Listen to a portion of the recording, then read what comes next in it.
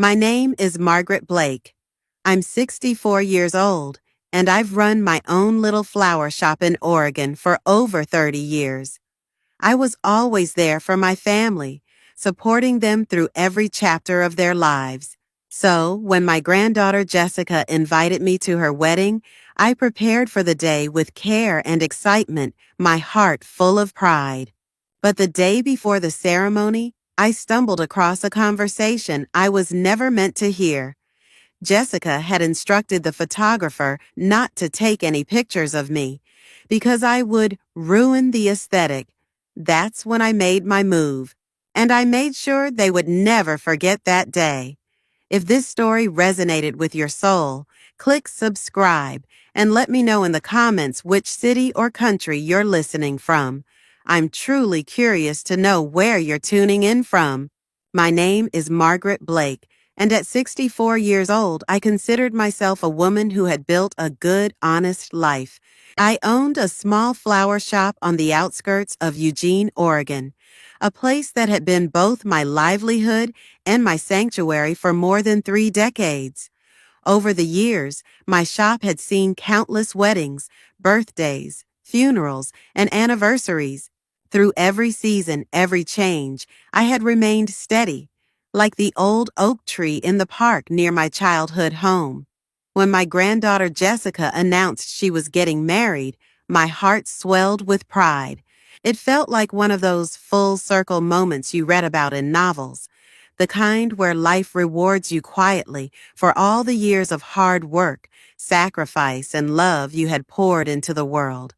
Jessica had always been a bright, headstrong girl, and even as she grew older and the distance between us widened, I still saw flashes of the little girl who used to sit at the counter in my flower shop, weaving tiny crowns out of baby's breath and laughing at my terrible jokes.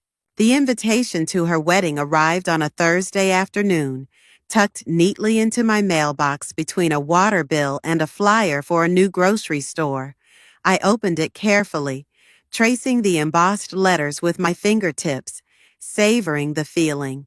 They had chosen a beautiful vineyard venue just outside of town, surrounded by rolling hills and ancient trees.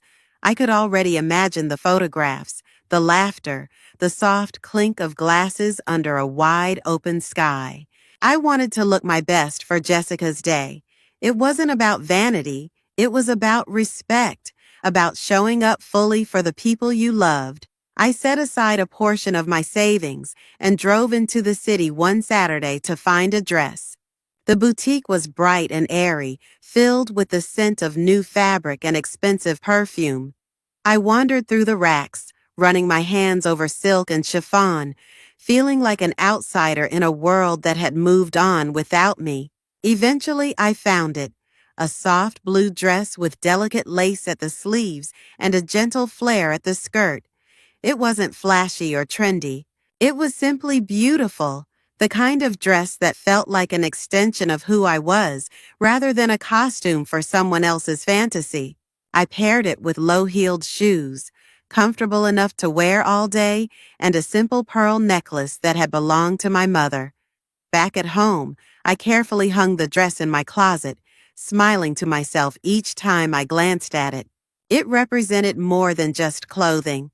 It was a symbol of my hope, my excitement, my belief that there was still a place for me in the family's story.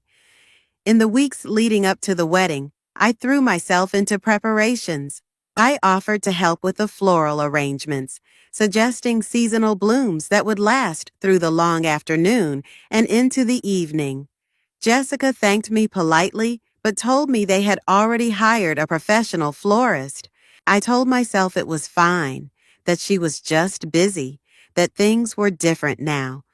I bought a beautiful card and spent an evening writing a letter to Jessica inside it, a letter full of memories, wishes, and the kind of advice only age can give.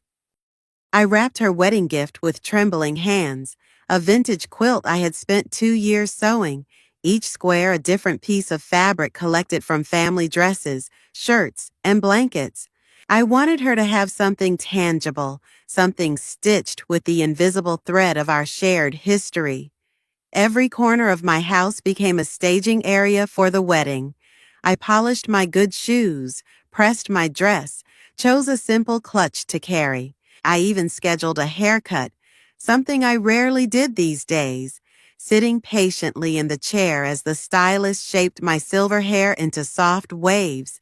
I wanted to feel like the best version of myself when I stood among them. I imagined the day in vivid detail. Jessica walking down the aisle, radiant and beaming. Family photos under the heavy branches of the oak trees. Laughter over toasts and cake. Maybe even a moment, just a small one, where she would catch my eye across the room and smile the way she used to when she was a little girl. A smile that said, "I see you. I know you love me."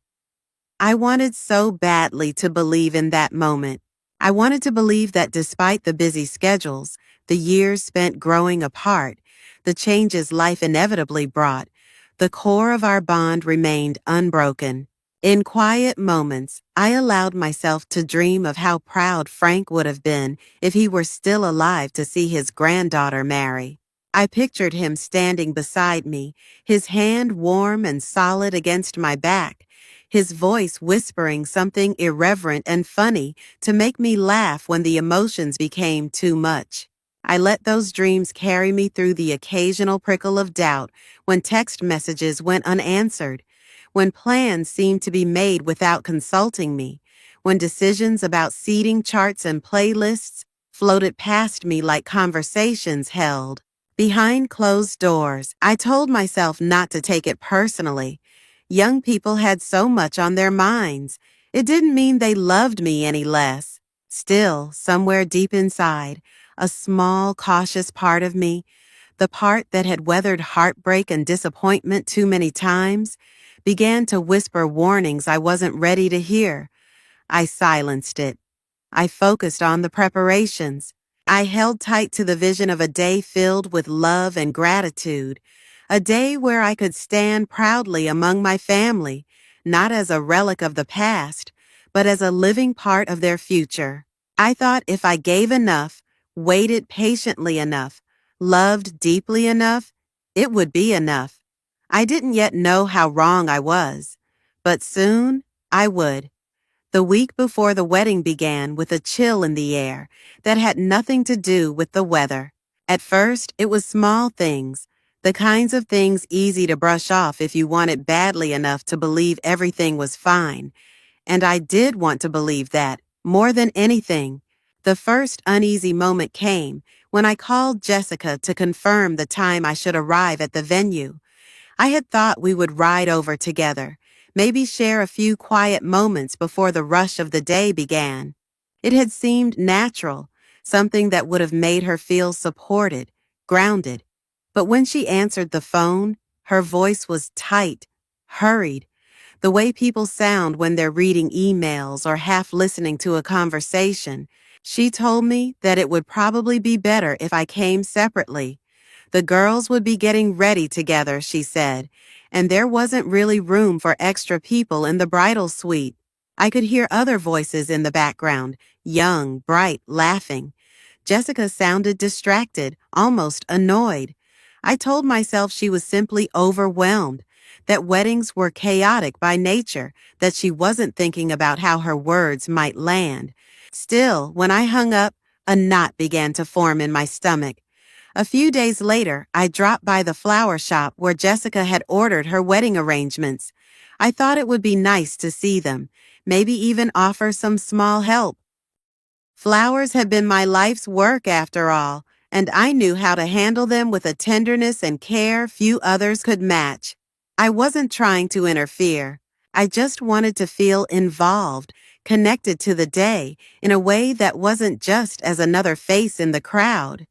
The florist, a young woman barely older than Jessica, smiled politely when I introduced myself. But when I mentioned Jessica's name, she hesitated, her smile faltering for the briefest moment before she smoothed it back into place. She told me everything was under control, that Jessica had been very specific about what she wanted. There was no need for any changes, No need for anyone else to assist. The way she said anyone else stuck with me. It wasn't cruel. It wasn't even intentionally unkind.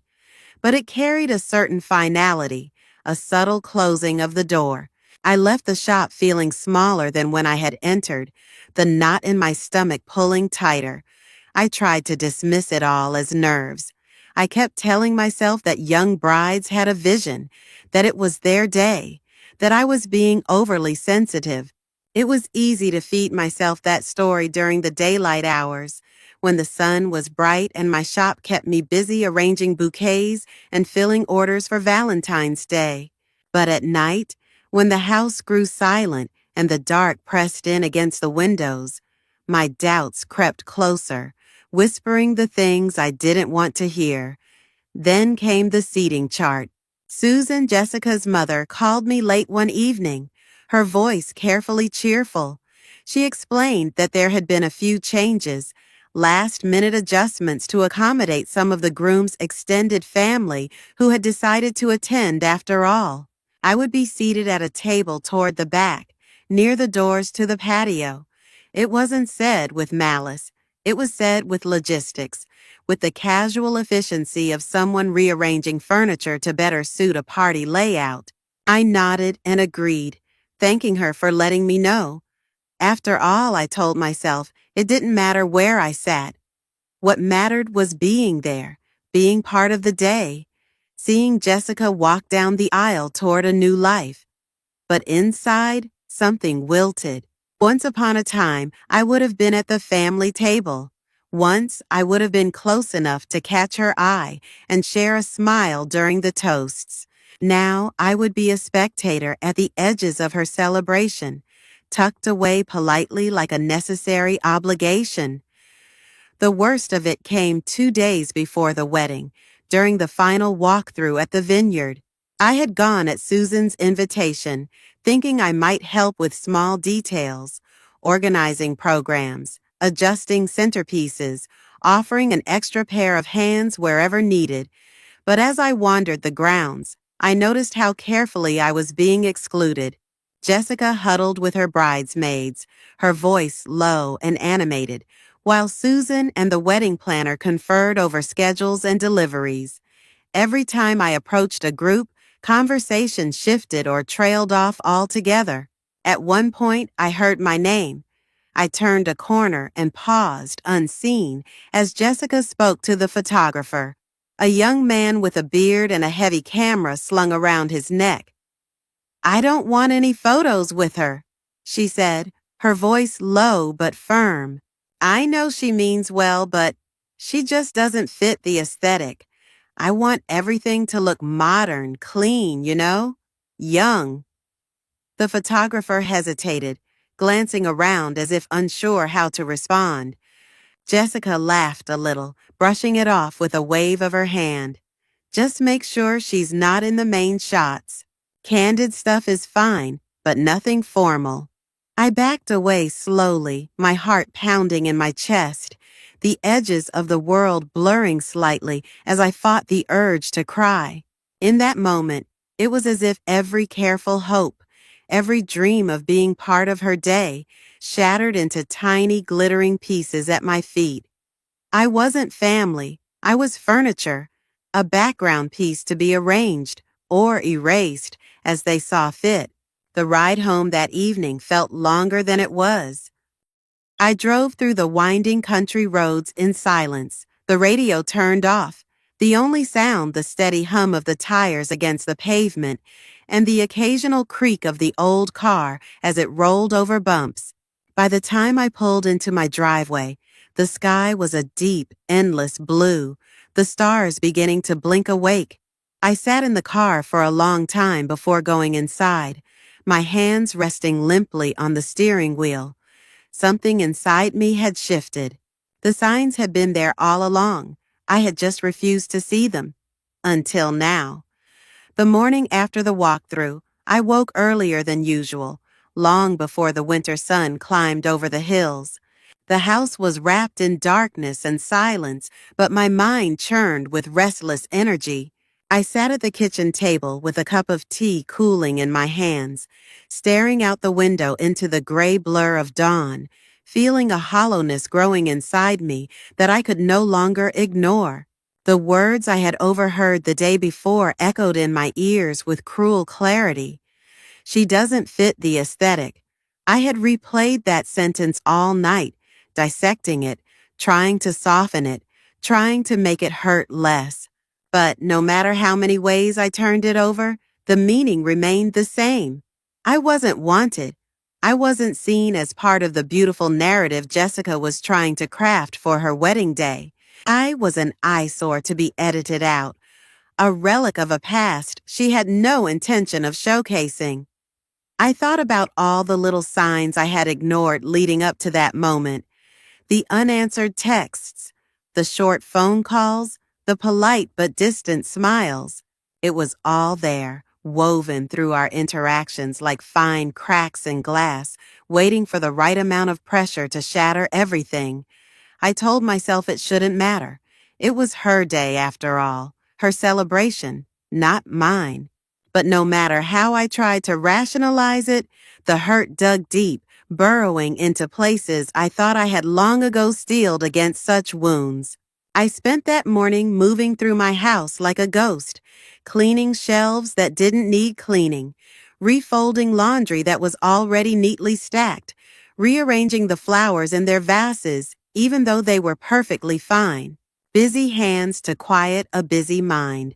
But the truth clung to me, no matter how much I scrubbed or dusted or sorted. At noon, Susan called. Her voice was breezy, almost chipper, as she ran through last-minute details, parking instructions, the seating chart one more time, the timing of the ceremony. I listened carefully, responding when necessary, all the while feeling a growing sense of detachment, as if I were floating just above the conversation, watching myself nod and murmur agreements. She didn't mention the photos. She didn't mention anything about my role beyond the bare minimum. When she hung up, promising to see me tomorrow at the vineyard, I sat staring at the phone for a long time, the dial tone humming in my ear like a low, persistent warning. I realized then that I had a choice to make. I could go through with it.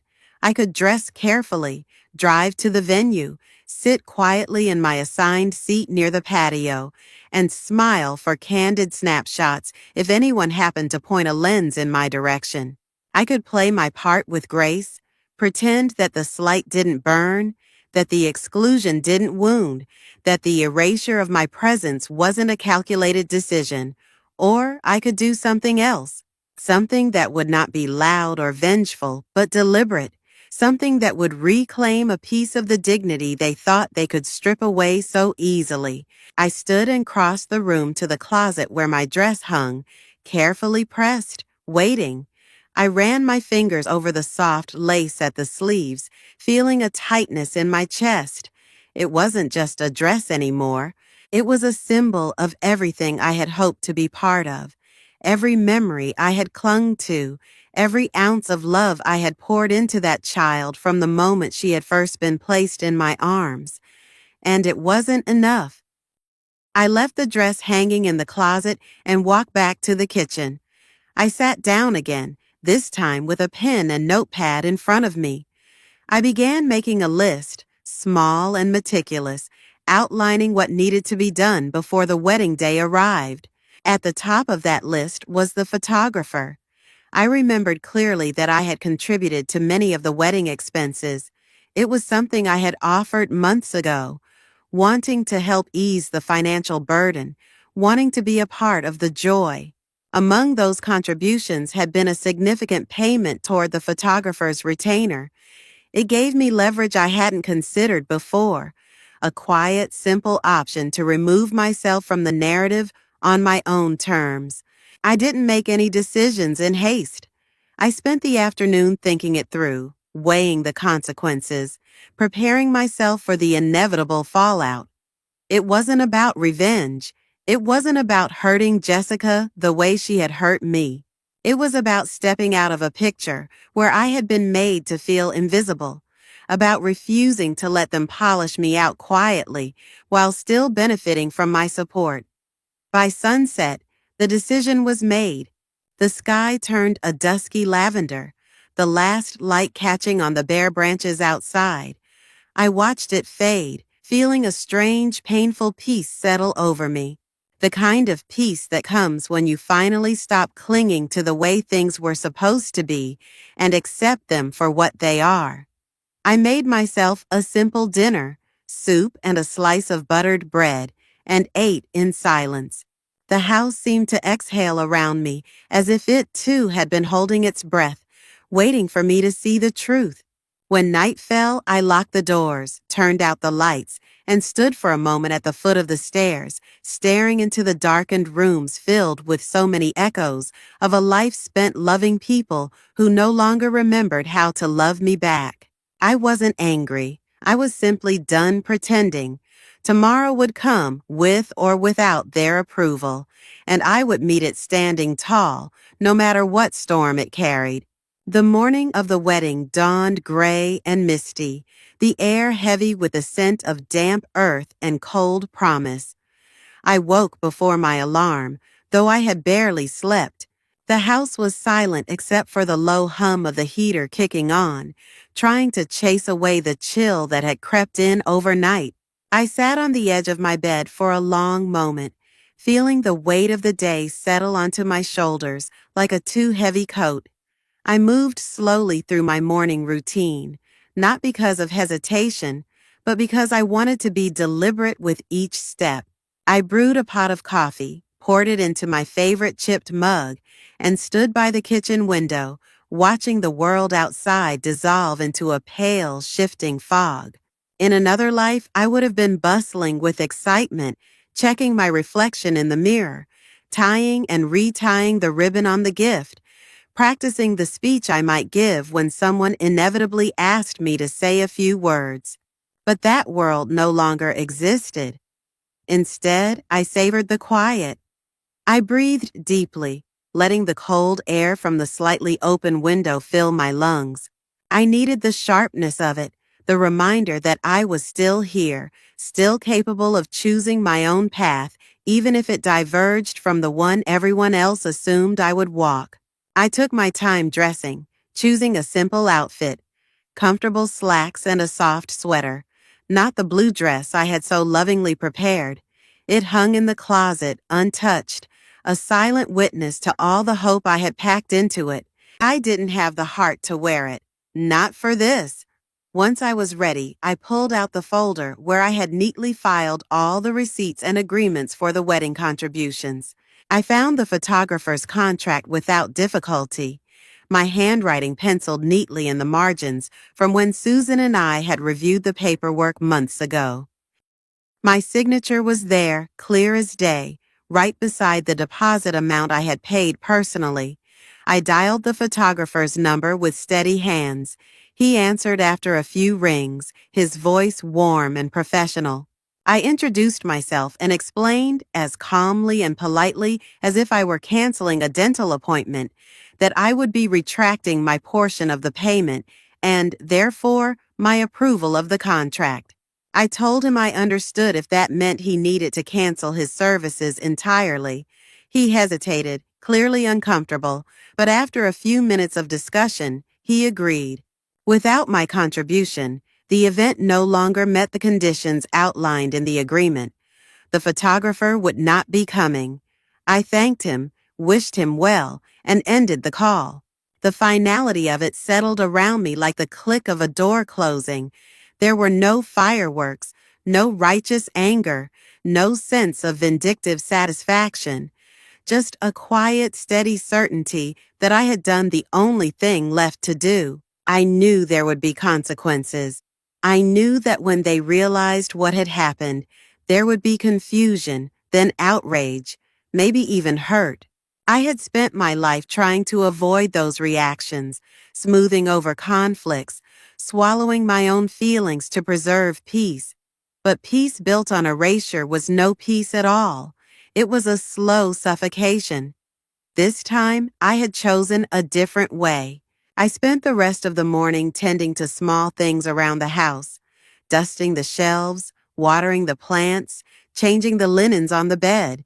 Each task was a thread weaving me back into my own life, a reminder that there were still things within my control, still corners of the world where I could exist fully without apology.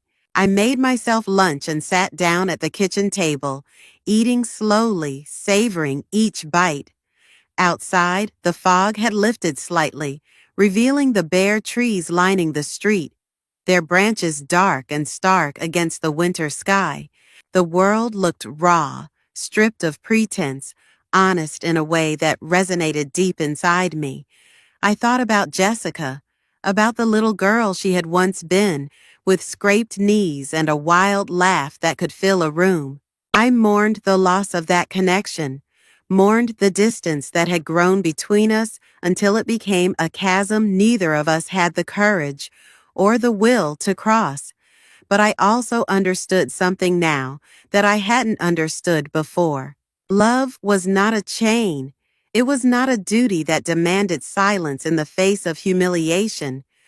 Real love, true love, required space, respect, the willingness to see and be seen without conditions. And if that kind of love no longer existed between us, then clinging to its ghost would only cheapen what had once been real. By the time the hour of the ceremony arrived, I was sitting by the fireplace with a book open on my lap, the warmth of the flames brushing against my skin. I didn't feel sadness, not in the way I had feared. I felt relief. Relief that I had honored myself, that I had refused to stand quietly in a corner and pretend I was invisible just to make someone else's story look prettier. The house grew darker as the afternoon faded into evening.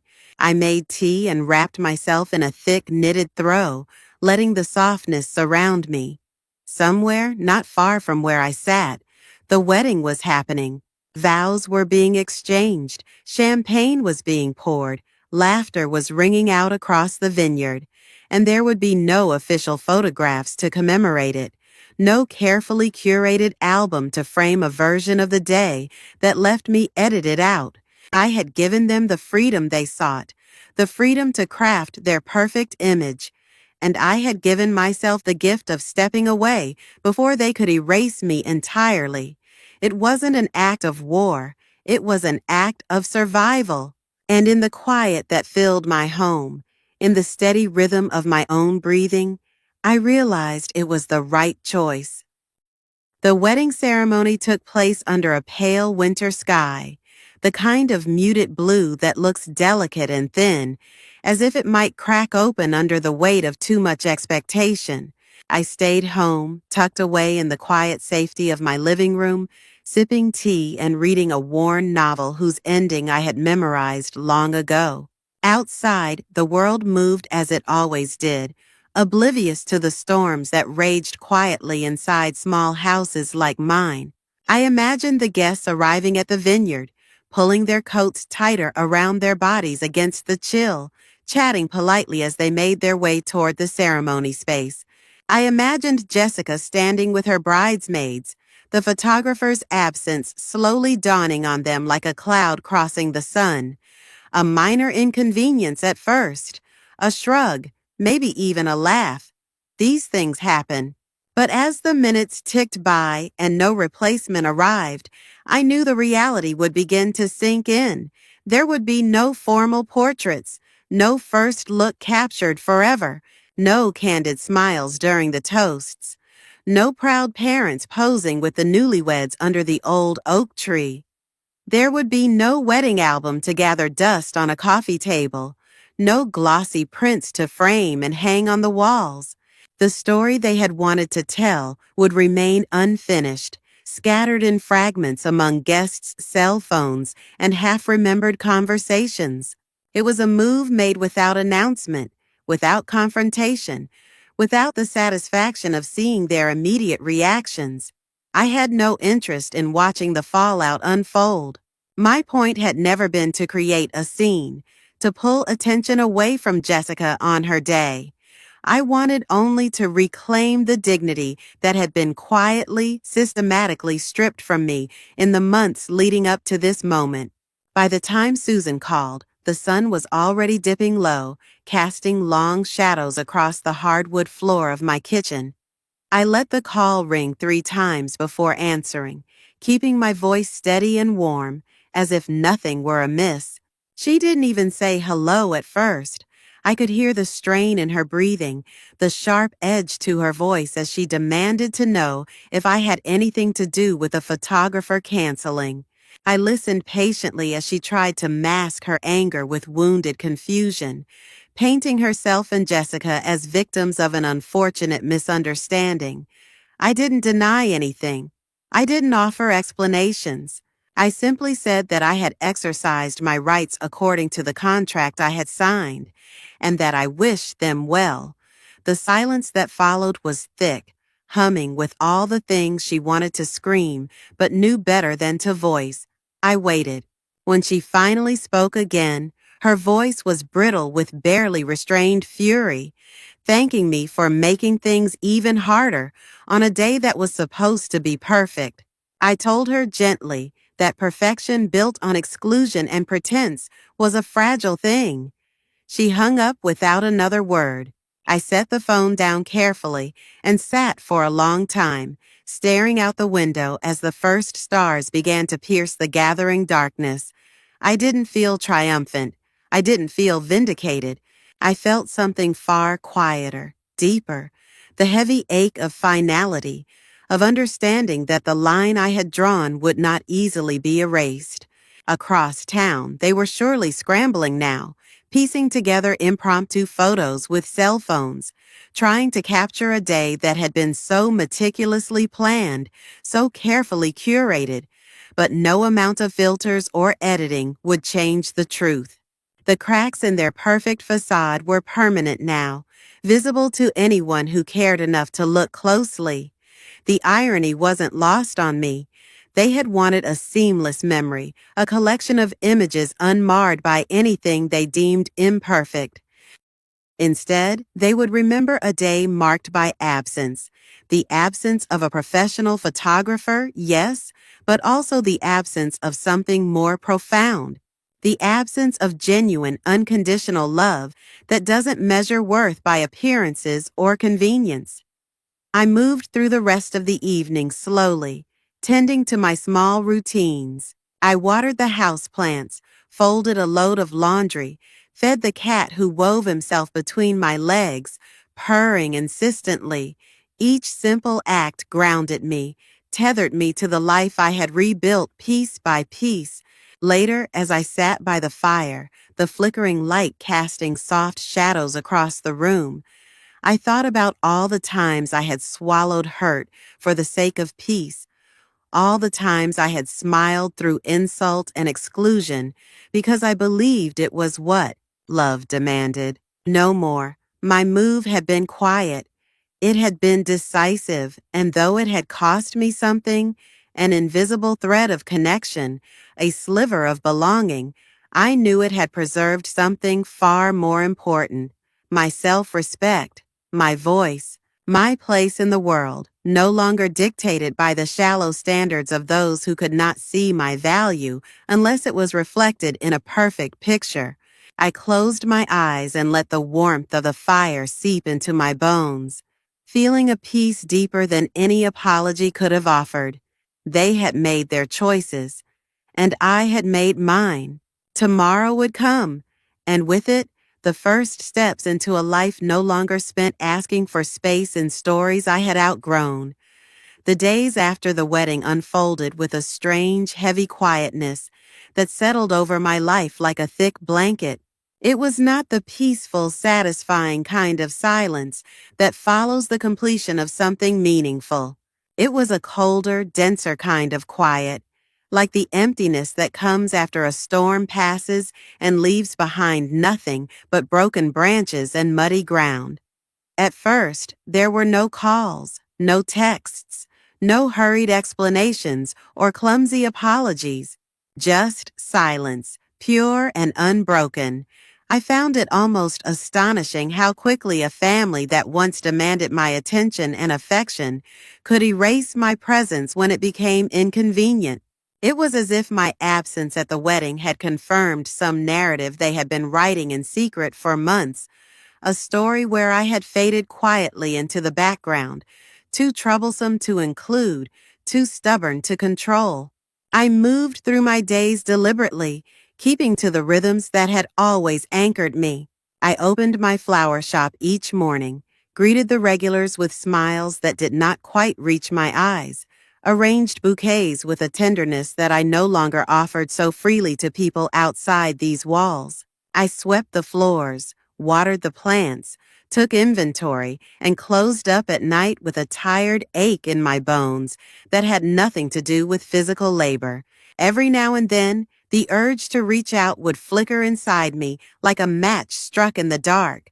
I would picture picking up the phone, dialing Susan's number, demanding answers, demanding acknowledgement. I would imagine writing a letter to Jessica, explaining everything she had made me feel, laying bare the depth of the hurt she had inflicted without ever truly looking me in the eyes. But each time, the flame of that impulse died as quickly as it had been lit. There was nothing to say that hadn't already been said in actions. Words were useless in the face of deliberate exclusion. The silence itself was the answer. On Sunday, I attended church as I always did. The sanctuary felt colder than usual, the winter light slanting through the stained glass windows in pale, watery beams. People came up to me, asking how the wedding had been, expecting stories of laughter, of joy, of celebration. I smiled politely and told them it had been lovely, steering the conversation away from specifics. There was no malice in their questions, only the innocent expectation that such a milestone would be a source of pride, a shared community joy.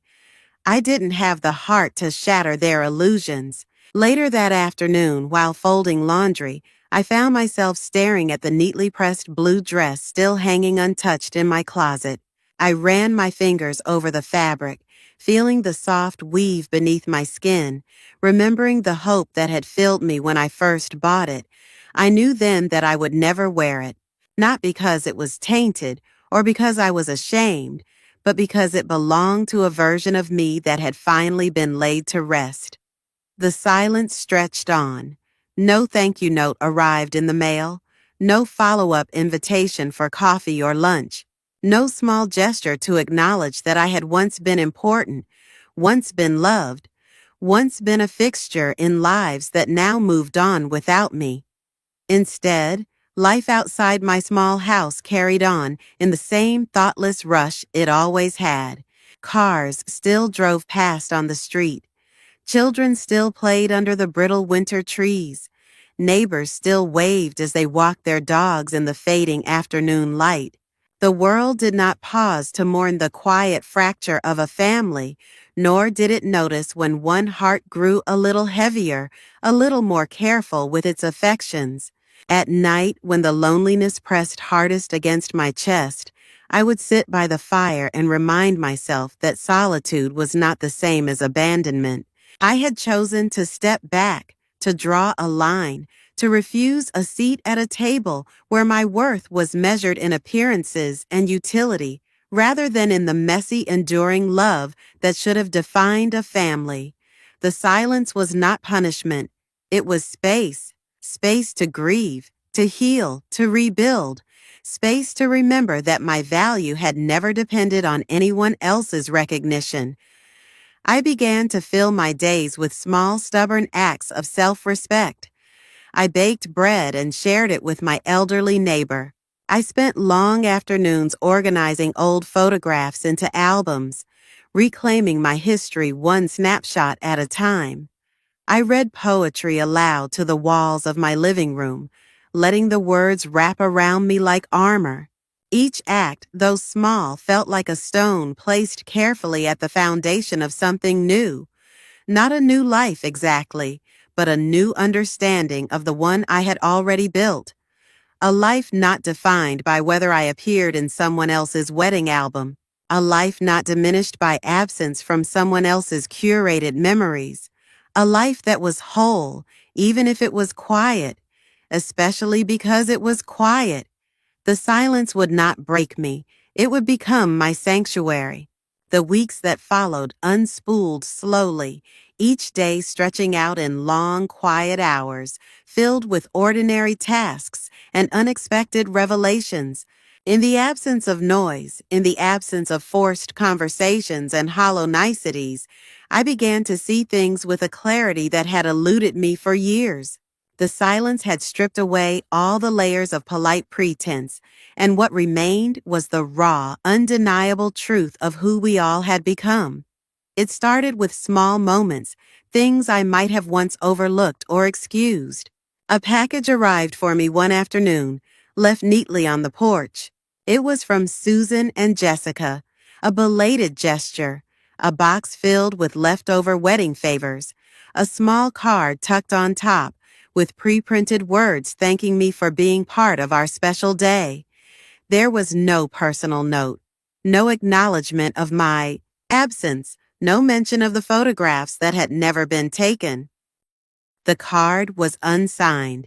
I stood in the doorway for a long moment, the cold air creeping around my ankles, staring down at the box. It wasn't a gesture of love. It was an obligation, a final attempt to paper over the cracks without addressing what had caused them. I placed the box on a shelf in the garage without opening it. Later that week, I heard from an old family friend who had attended the wedding. She spoke carefully, her voice tiptoeing around the subject, but her words painted a vivid picture. She told me about the confusion when the photographer failed to arrive, about the scramble to find someone among the guests to take pictures with their phones. She mentioned how the atmosphere shifted after that, how tension wove itself through the rest of the evening like a thread pulling too tightly through worn fabric. No one spoke my name. No one asked where I was. I was not missed. I was not mourned. I simply wasn't. It was a strange kind of grief, realizing that the people you had poured your heart into were perfectly capable of moving forward without looking back. It was not the grief of loss, because they were still alive, still living just a few miles away. It was the grief of irrelevance, the slow erosion of meaning, the undeniable truth that your place in their world had been reduced to something they could discard without ceremony. I found myself revisiting old memories with new eyes.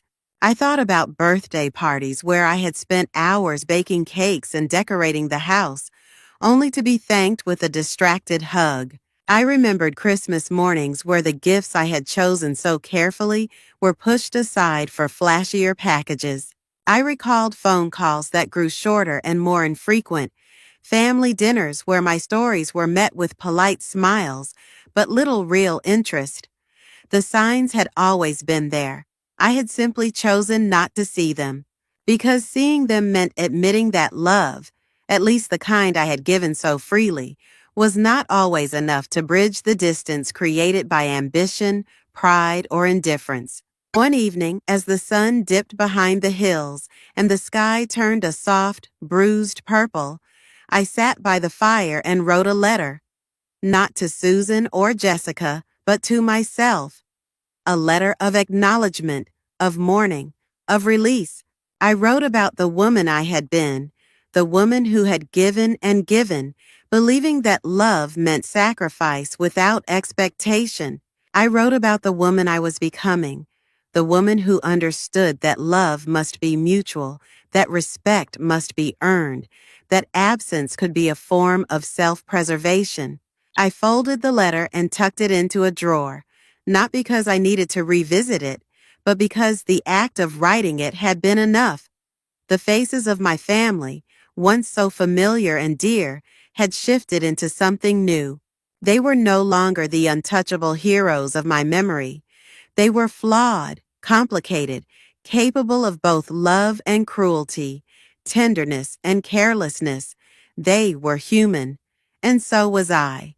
In recognizing their true faces, I was forced to recognize my own. I was not just a victim of their thoughtlessness. I was also complicit in my own pain, clinging to outdated expectations, refusing to see what was right in front of me, because it was easier to hold on to hope than to face reality. But there was freedom in that realization, freedom to stop chasing approval, freedom to stop molding myself into something easier for them to love, freedom to exist without apology, without explanation. As winter deepened and the days grew shorter, I found a strange, quiet peace settling over me. I no longer waited for the phone to ring. I no longer checked the mailbox with a flutter of hope in my chest. I no longer replayed old conversations, searching for hidden meanings or overlooked kindnesses. I accepted the silence. I embraced the space it left behind. And in that space, I began to rebuild, not the relationships that had fractured beyond repair, but the foundation of my own heart, stronger and more honest than it had been in years. Spring crept in slowly, almost shyly, as if unsure whether it was welcome after the harsh, lingering winter. I watched the world outside my windows begin to soften, the brittle trees budding with hesitant green, the earth releasing its damp, rich scent into the air. Life, it seemed, was determined to renew itself, whether anyone noticed or not. Inside my little house, the changes were more deliberate, more personal. They were not heralded by bright flowers or warm breezes, but by small, stubborn acts of self-respect that accumulated quietly, one decision at a time. It began with a new habit. Every morning, before touching my phone or opening the shop, I sat by the window with a cup of coffee and wrote a single sentence in a notebook. Some days it was a memory that made me smile. Some days it was an acknowledgement of something I had survived. Some days it was simply a promise to myself to remain true to who I was becoming.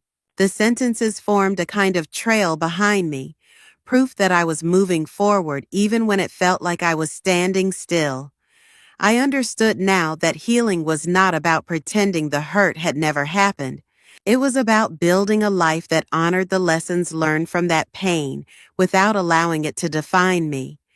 And at the center of that new life was something I had never fully given myself before, a boundary.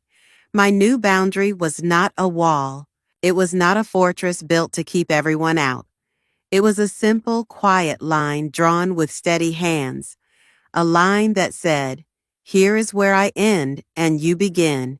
Here is what I will allow. Here is what I will no longer carry for you." Susan and Jessica remained distant, reaching out only sporadically with empty messages that felt more like obligations than genuine attempts at connection. I responded politely but briefly, no longer twisting myself into knots trying to sustain conversations that had nowhere to go. I refused invitations that felt performative, that seemed to be offered more out of duty than desire. I declined to participate in the delicate dance of pretending everything was fine when the foundation beneath us had long since crumbled. For the first time, I no longer felt guilty for saying no. I no longer felt responsible for fixing what I did not break. There was a profound kind of peace in that.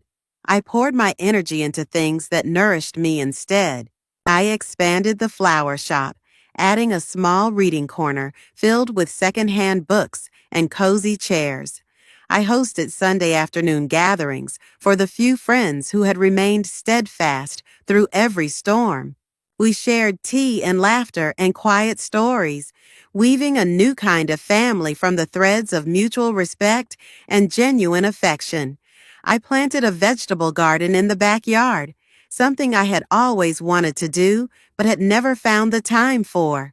As I knelt in the dirt, my hands stained with soil, I thought about how growth often looked like chaos before it became beauty. The garden was messy at first, unruly and unpredictable, but over time, it flourished. Just like me, there were hard days, of course, days when the old sadness crept back in, whispering that maybe I had given up too soon, that maybe if I had just been a little more patient, a little more forgiving, things would have turned out differently. On those days, I sat with the sadness, acknowledged it, and then gently reminded myself that protecting my heart was not an act of betrayal. It was an act of love. Love for the woman who had spent too many years believing she had to earn her place by shrinking herself. As spring unfurled fully around me, I realized that my new boundary was not just about keeping certain people at a distance. It was about inviting the right ones closer. It was about creating a life where I could exist without apology, where I could trust that the people in my world valued me not for what I could give them, but simply for who I was. I no longer needed to appear in anyone's photographs to prove that I mattered. I no longer needed to be included in someone else's story to validate my own. My story was enough. My voice was enough. My presence, even in its quietest, most unseen moments, was enough.